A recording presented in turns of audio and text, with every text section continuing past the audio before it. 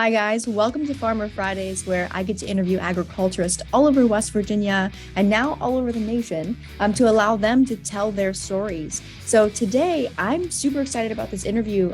It's somebody that, if you've been following me for a while, you've already heard from, but I love her story so much, and I love how passionate she is about her job. So I wanted to make sure that the new followers who are just jumping onto the Miss West Virginia page and my YouTube page have the ability to also hear it too. So I would like to announce that today we're talking to Kacey Gantzer, who is our Northern Region Planning Coordinator for the West Virginia Department of Agriculture. How are you today? Excellent. Good morning and congratulations since the last time we spoke.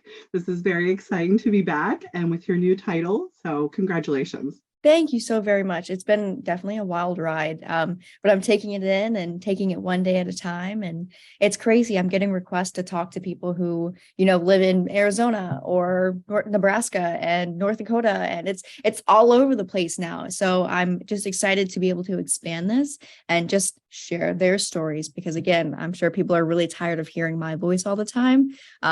So let's hear your voice. Well, with that, go ahead and tell me a little bit about yourself and your ag background. Okay, I cover the northern region of West Virginia for the Department of Agriculture. My job was kind of born out of some of the work I had done previous to being at the department. I also serve as the vice president of the West Virginia Farmers Market Association, and I serve as our policy chair, and I really take it upon myself in that job to be a voice for our markets, our farmers, our small food producers. Basically, if you call the Department of Agriculture with a question, you get one of four of us. We cover the entire state, and we are kind of your guides through the process of learning to maybe sell your products. Maybe you don't even have a farm yet and you're just considering it. We get a lot of out of state calls. I get people from all over the country who just call the Department of Ag and say, West Virginia looks amazing. You have affordable land. How could I farm there? So we are everything from purchasing seeds to the day you sell your products. My background was in produce production for about 8 years prior to going to the department.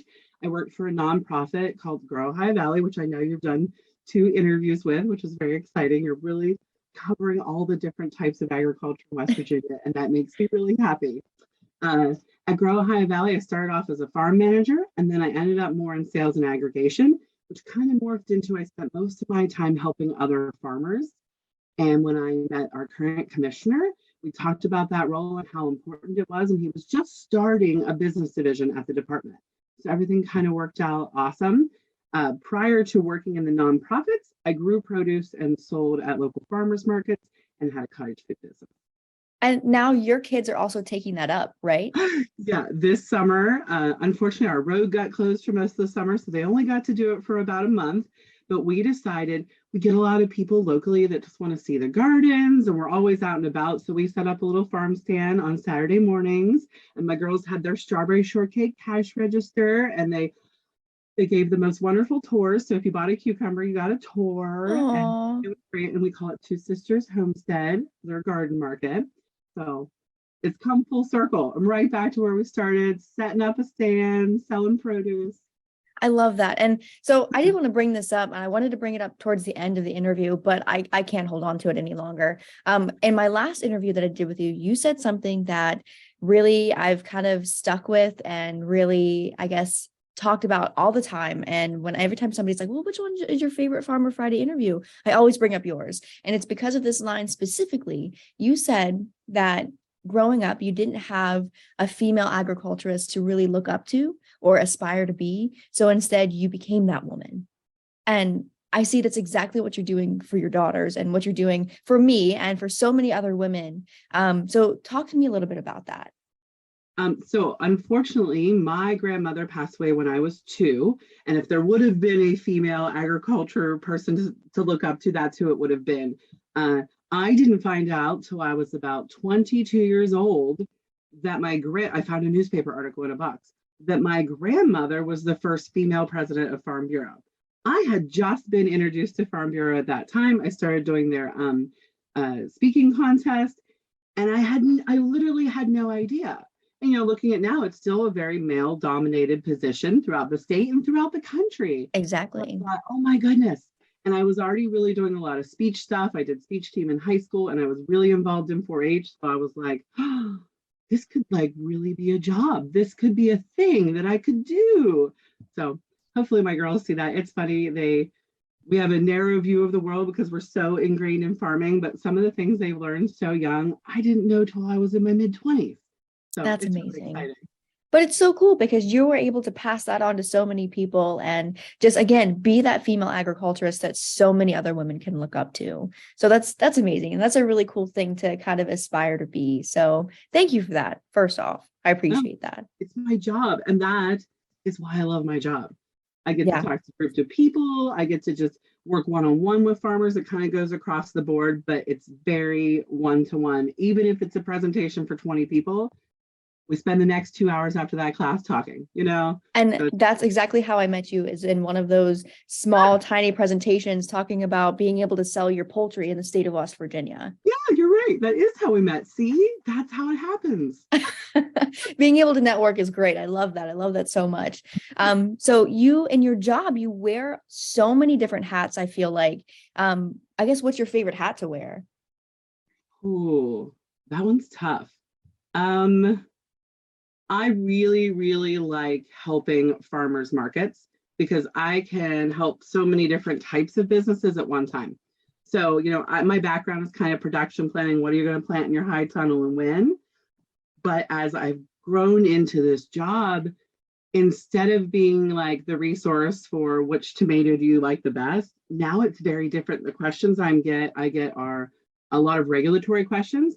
But now being this many years into it, we just know those kind of answers. So Mhm. I can just answer that question without a lot of thought, and then we can dig a little deeper. Why are you curious about where you can sell this? What are you thinking about doing? Do you know that you maybe could sell poultry off farm? Do you know all these great things? So it has led to so much more than production planning. And I think that's really exciting. Like when I work with a farmer's market manager, you might be working with 30 farms and 30 businesses. So it makes it, I think, more impactful. Absolutely. And people don't quite realize, I guess, how simple it is to sell your product in the state of West Virginia. I mean, as long as you're following those rules that's set, it's so nice and so easy. I have learned so much in the past few months. So I just got back from DC where I was presenting about our food laws here in West Virginia. And in the class, I was presenting with a state who just got their first version of what we call our vendor guide. And she was introducing it as here's this new tool. And I thought, wow, I have taken this for granted. I've always had a vendor guide. When I started selling at the farmer's market, I just, we've always had this written guidance. It might feel a little overwhelming. We're handing you an 80-page document, but you don't need all 80 pages. We can narrow it down to what are you selling? What are you thinking about? But it's all there for you. And I'm learning that in other states, it's county by county, it's product by product. A lot of states have caps on how much you can sell under their cottage food laws. So $40,000, $50,000 a year is a pretty common cap. We don't cap those businesses off. That's crazy. Spending time learning how different it is from state to state has made me feel so lucky. So in this class in DC, I think there were 4 states represented, and they all said, do you also sell real estate in West Virginia? They could not believe that a document that took 200 pages in another state only takes 80 in ours. So it's all about perspective. To them, the rules, regulations, and registrations and the fees are much lower. It was mind-blowing to them that it could be as simple as one book, one set of forms, not county by county. So I'm really proud of West Virginia and where we're at with that. Absolutely. I mean, I talk all the time and commend all the time West Virginia for supporting its small producers and its local farms and making sure that they are put first. And this is a prime example of that right there. Absolutely. What do you think? What do you think is like the hardest part about, wanting to sell your own product or start your own farmer's market? Is there, I don't want to say a downside, but is there a challenge that you have to overcome in order to make that happen? I think in all reality, it's easier in some ways to start a farmer's market versus a product that you want to get into retail. Okay. So, we have a lot of exempt products that you can sell through a farmer's market without a lot of fees, a lot of registrations. It's when you try to go that next level, when you're selling out of state, or maybe you're selling wholesale and you need batch codes and safety inspections, that's when you get to another level. But we're definitely there to help guide people. The process for starting a farmer's market on the administrative side is really not bad. It's one single form.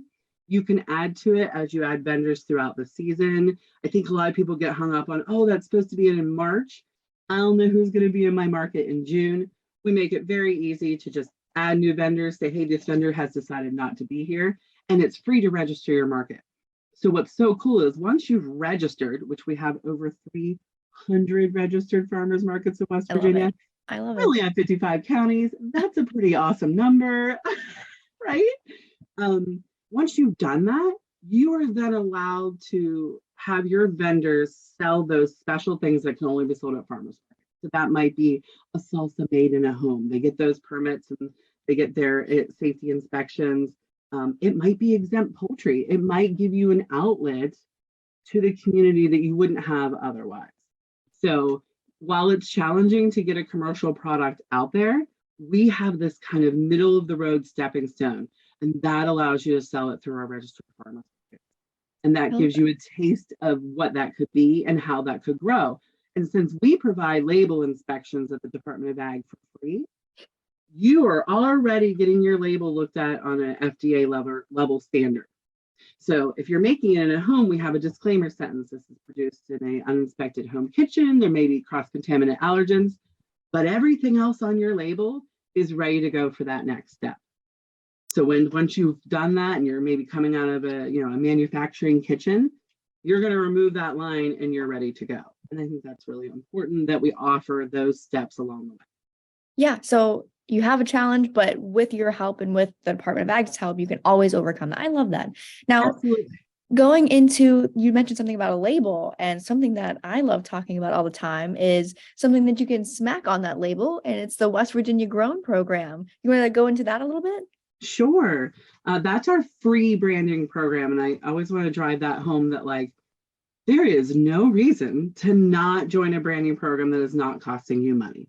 There is no downside to getting your name out there. Our print directory will be available at the end of the month at the Small Farms Conference. As a member, you get in our printed directory. It's beautiful. This gives people pictures of your farm, direct contact. We add your website, your email, a bio on your business.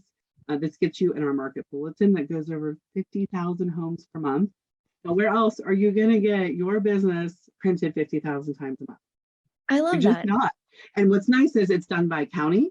So people in your local region can really highlight what they're looking for, get you on our website. But most importantly, this was not product placement. It was literally right there. It lets you use the logo. And when people are looking at products on a shelf, and maybe, a lot of our farmers markets are border counties, maybe someone is specifically looking for a West Virginia grown product, and that lets it stand out. We also have now combined our heroes, I'm losing the exact name of it. Our Veterans and Heroes program, Homegrown by Heroes, has a morphed logo now that is both West Virginia grown and homegrown by Heroes. So that's really exciting. So you can find a veteran-owned West Virginia grown business very easily with that sticker. And you know what? If you're not a sticker person, that's fine too. You can use it on your website. Once you're a member of the branding program, you can use that. It can maybe be on your banners. We have one producer who has West Virginia grown tents at the farmers market, and they look absolutely beautiful. And it stands out next to all that sea of white tents. And honestly, as a consumer, when I walk into a farmer's market, that's what I look for, because I know that it's so impactful and it's so important. And I know exactly where it comes from, regardless. I mean, if I am standing in West Virginia, obviously it's going to be West Virginia grown, but that seal just gives me that added assurance that I know exactly where it came from. And it's just going to sound so weird. I know this is not true, but I think West Virginia grown products taste better than anything else. Sounds so silly, but maybe I'm just a little biased. And please know, it goes beyond just those food products. We have members who are flower growers. We have basket weavers, candle makers, bakers. It is so much more than just shelf-stable value-added products or produce. We now are getting a lot of meat producers. It is so exciting to see a West Virginia grown label on my meat products. Absolutely. You wouldn't have seen that 10 years ago. So that's really exciting. And we've also added a new supporters program that just rolled out about a month ago. And we're kind of talking about it in 3 different tiers. West Virginia grown served here. So that's our restaurants, state parks, lots of opportunity there to serve West Virginia grown products. West Virginia grown sold here. We have consignment farmers markets and stores all over the state who are featuring West Virginia grown products. And then we have West Virginia grown supported here. Those are our nonprofits, our agencies, all those people who are helping spread the word about West Virginia grown. So I actually just picked up my packet the other day to turn in the form for the West Virginia Grown Supported here. I'm trying so hard to make sure that the Miss West Virginia organization can become a part of this too. Because whether I'm here or not, I mean, we're still a huge part of West Virginia, and why can't we support our West Virginia farmers, whether that I'm the spokesperson for that time period or not? I mean, I'm so excited about it. It's kind of ridiculous. I immediately, when I picked up the packet, I immediately called our executive producer and I was like, you'll never guess what I just did. You'll never guess what we're about to get into. So she's excited. We're all excited. And more importantly, I think about it all the time because I'm ridiculous, but very, very excited. I'm right there with you. I think about it all the time too. See, that's what we're thinking about. I just really try to spread the word. I think back in the day, people really thought West Virginia grown was focused on those like salsas and barbecue sauces, those shelf stable products that you're used to seeing a label on. It's West Virginia grown. It goes so far beyond that. When I started about 6 years ago and I was at farmers markets, I had a lot of growers tell me they weren't eligible. And I said, oh my good, it's called West Virginia grown. If we're not eligible, let's make sure we are. Turns out everyone was. It just really wasn't marketed that direction. So now I just really work to spread the word, like, just because you're a vegetable producer and maybe you don't have standardized packaging, there are still huge benefits to being part of the program. Absolutely. And I think, again, once that label is on there, then you've got more support from the people of West Virginia. So what more can our consumers in West Virginia do to help out our farmers markets? You have to realize that consuming through the farmers markets looks different. It looks different. It feels different. It's seasonal, and it's probably not as convenient. So you have to kind of already go into it with the mindset of, I'm doing this for all the other right reasons. So maybe the fact that my money is staying locally cancels out the inconvenience. Maybe the idea that this is healthier, less processed food that hasn't traveled as far, maybe that cancels out seasonality. That I really want a watermelon in May. You're going to have to wait if you want a fresh watermelon grown here. And then, of course, there is a lack of just general convenience. Can you get everything at the farmer's market? Maybe not. But that's why we're seeing so many consignment and year-round farmers markets and more of a store hybrid. Right. So you have bushel and peck, and you have the wild ramp, you have the public market, you have places like the Capitol Market that are open year-round.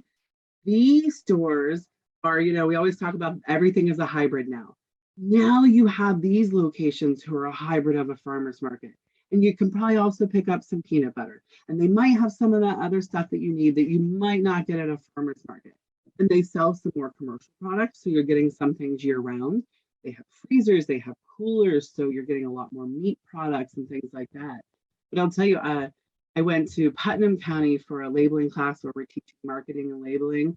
And they told us, I think there were 7 or 8 different types of meat available at their farmer's market.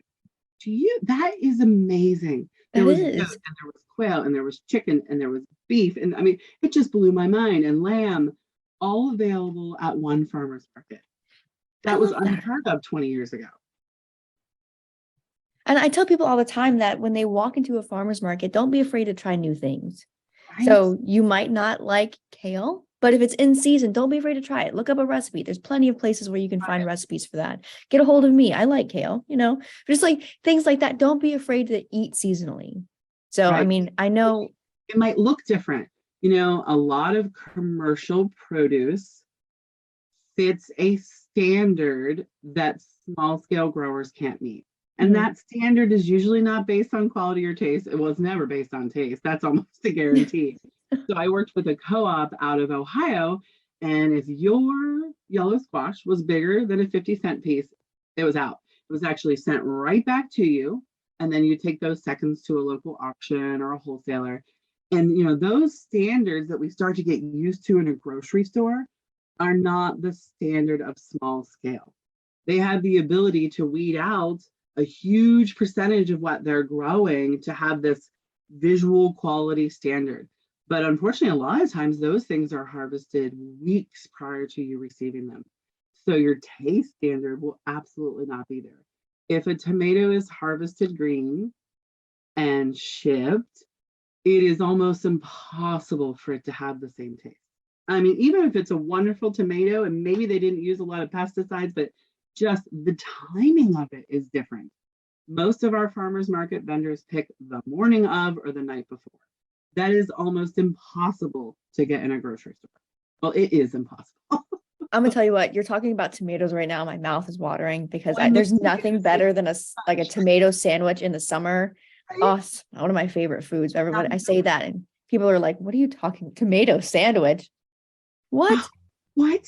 Sorry, my heart hurts just a little. But now again, my mouth is watering. That's all that I want right now. But I have to wait. I have to be patient. Again, eating seasonally. Eating seasonally. And we have ways we're extending our seasons in West Virginia. We have hundreds and hundreds of high tunnels that are buying us maybe a month earlier or a month later. We have lots of options for season extension. And I always want to tell, we see this sad phenomenon by the second week of September, especially in my region, farmers market sales just tank. People get back in this back to school mode, and we have the mentality that the produce season is over. It's the second week of September. My goodness, we are still in prime for another 5 to 6 weeks.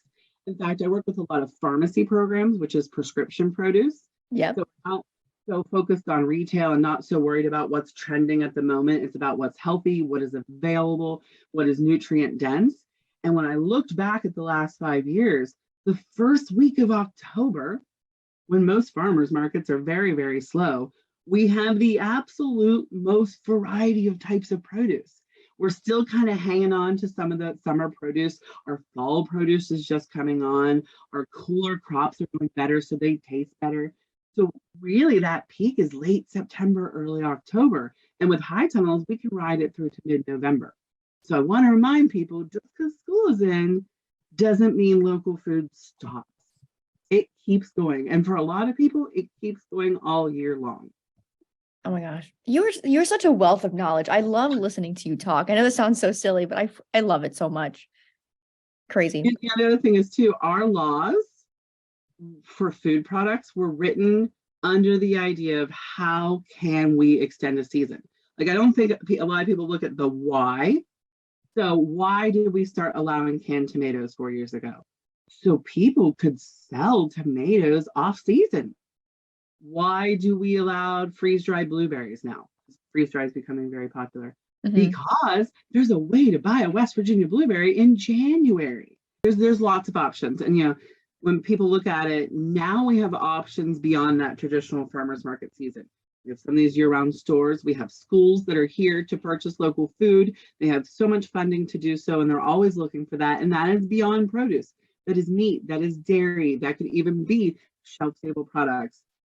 We have all of our institutions who are required to buy 5% West Virginia grown. There are options beyond that season, but most importantly, because of COVID, people learned food online. People all of a sudden had an online farmers market in West Virginia. What is that? People got really good at getting the word out through social media. Hey, I have a ton of eggs available. You want to see the most popular post at the moment? Someone who has local eggs they want to sell is the most popular person on earth all of a sudden. So there's lots of options. And I've been getting over the past month, how can I legally sell my eggs? Is that legal? A lot of people get really scared. I had a guy call me the other day who used to work on my farm crew, knows me very well. And he was like, do you think it's legal to sell eggs? And I said, it's more than legal. Of course it's legal. People get really scared that there's a registration or there's a form. To be a small egg producer in West Virginia, it's a half a page form and it does not cost anything. That's it. $0 invested, 10 minutes filling out a form, and then you get your registration back and you can show I am legally selling eggs in West Virginia. So I don't want anyone to be discouraged, or I have a lot of people who said, Oh, I've always been told you can't sell your beef. There's no way to sell your beef from home. That's a $5 freezer inspection. You absolutely can find a way to sell beef from your home. And that got very popular. We all of a sudden saw that you can purchase meat in state, and that's exciting. I mean, again, there's so many different opportunities for a producer in West Virginia to be able to sell whatever their product is. And you guys have made it so easy and so affordable. And just like, I guess the word is attainable. So Yeah, attainable to make that happen. It's a very attainable goal to sell what you're trying to produce here in West Virginia. And I absolutely. love that. And if somebody were to, they're watching this podcast at home and they're thinking, wow, like maybe I should do that. How can they get a hold of you? Call the Department of Agriculture. We have a great website. You call our main line. They'll ask you where you're from first if you're just looking for advice. And it's kind of easier for us to work within our region or within our Mhm. specialty. And then we'll help you from there. So it might be as simple as you weren't aware of your conservation district, or you might not know that NRCS offers cost sharing for all types of farming. We might just connect you there. You might be looking into business development. We might send you to the USDA Rural Development. Who knows where it will take you, but we can help you get there. Absolutely. Absolutely. So hopefully on my podcast link, I'll be able to also put the link for all of that information on it. So you just have to click it and follow it if you're interested. And if you have any more questions, because again, you guys are there. You guys are a great resource for the people of West Virginia, the producers for West Virginia. I did want to ask a couple more, just two more questions before we close off today. The first one, again, you are a very strong female agriculturist. I want to touch on that so many times because it is so important. But I wanted to ask, what advice would you give to somebody who is a female in agriculture and maybe wants to get more involved, or somebody who is on the outside and is looking in and thinking, I'm a woman. How do I make this happen? What advice would you give to them? Mm, I would say your opportunities for guidance and education are limitless. Um, I'm a huge supporter of Extension and Annie's project. I know we're about to start one here next month in the Northern Panhandle. It is a 6-part series focused on females in agriculture. Men can absolutely come. Please, men, don't be discouraged, but that was the original focus. You learn everything from an enterprise budget, how to use Excel. We have a wonderful extension agent here, Karen Cox, the Northern Panhandle. She's doing some extra classes with it. Basic Excel use, how to plan for retirement, things that people don't always want to lump in there with agriculture. I always want to remind people who are thinking about farming. Farming is a business. Don't start thinking about it in any other direction. A hobby is great, but we're talking about business. Mhm. It's a very, very different thing. And know that if you just Google laws and rules, that is not going to help you. It is so overwhelming. You might have someone who says, I want to be a baker, and somehow they redirect themselves to the FDA food code. That is not where you want to start. Start small, think about it, but take classes that are available before you make investment. That just, there's from master gardeners to Annie's projects to online courses, go to your local extension office and say, hey, is there a farmer do you think that might just talk to me? And they absolutely will. Just know that West Virginia provides so many levels of service providers to agriculture and food businesses that you absolutely don't have to start it alone. And then Mhm. there's things like, your small business development coaches who are there in your region. We work with them very often with business plans and things like that. There's just a lot out there, and you shouldn't have to pay much for it. It's not expensive, and most of these services do not cost. You might pay a $10 class registration to learn about poultry, but boy, is it worth it. Invest your time before you get started. Absolutely. I mean, knowledge is power. And again, there's so many resources that are provided to people in West Virginia to make that happen. And through this podcast and through my Farmer Fridays, that's what I'm really trying to highlight, those different resources that people can utilize. So again, as a woman in ag, make sure that you're going through all the proper channels, getting all those resources and utilizing them as much as you can. Perfect. I love it. And then my last question for you is a question that I ask everybody who's on this podcast, and that's, why do you believe in the future of agriculture? I'm going to give the same answer as last time because you Perfect. have absolutely no choice but to believe in it. That is the bottom line. Without agriculture, none of us are here on so many levels. So I'm going to believe in it, and I'm going to do my best to make it better. And I'm going to do my best to make sure people who are out of that chain of food understand where it's coming from. And it doesn't even just have to be food, flowers, it's all the things. And no one is separate from agriculture. So I believe in it because we all have to. Well, and you are definitely doing that every single day. I can, 100% guarantee that you are doing your absolute best because I do see the changes that you're making. I see the people that you're inspiring, and I absolutely love it. So thank you so much for what you do. Same to you. Thank you for getting the word out there. You're doing exactly that. I want you to know that people are looking up to you now in the exact same way. And we greatly appreciate you spreading the word of West Virginia agriculture. Well, thank you. So you'll be at the Small Farms Conference, correct? I will be there on Thursday. I will be explaining how to use that vendor guide for your food business. I will be there helping people.